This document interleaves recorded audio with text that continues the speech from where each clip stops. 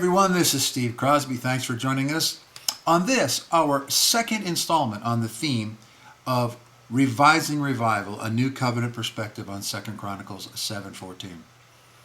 One of the differences, and one of the major differences between the Old and the New Covenant is the little word if. Deuteronomy, for instance, says, well, if you do this, then I will so and so. If you do good, you get blessing, and if you do poorly, you get bad stuff. It's alleged that for revival, particularly based on 2 Chronicles 7:14, that if you just do certain things, man, God's going to bring revival. Well, it really begs the question, how much of each of those things do you have to do before God is happy? How much humbling do you have to do? How much fasting do you have to do? How much seeking of your face do you have to do? How much returning from your wicked ways do you have to? How much is enough? How much is God ever going to be satisfied? And if you don't do that, or if you should fall off of that, does God then withhold his blessings from us? It's really a very important question. And the difference between, or one of the major differences between the Old and the New Covenants is the whole matter of if. In the promise of the New Covenant, there's no if. There are 8 I wills. God speaking in the first person. I will, I will, I will. Versus conditions dependent on humanity. There's the commitment of deity toward you and I.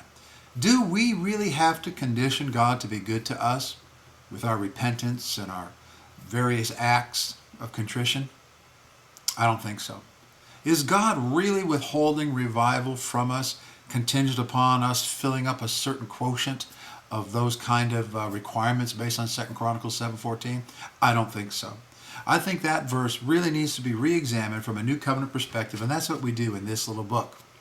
It's available at stevecrosby.com. It's available in Kindle, EPUB, and PDF, and I'd encourage you to get it. It's not a very thick book, but we do go through 2 Chronicles 7:14 verse by verse, which is something I've never been a part of in 40 years of Christian experience. Never heard it.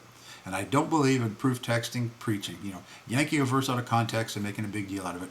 And that is the marching order verse for entire ministries that keep people on an introspective grid of just not doing enough to ever make God satisfied to bring revival.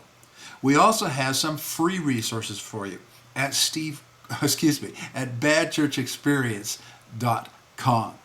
If you sign up there, you can get a free PDF copy and a free audio message with stuff that might really help you if you've had a difficult church experience. You've just had some things you've questioned, you've wondered in your own heart, something's just not right, but I can't put my finger on it. People tell me that all the time. That's available for you there. And then, of course, this whole blog series is available at swordofthekingdom.com, and you might have already been here to find us here. Thanks for joining us on this, the second installment. We'll see you the next time for number 3.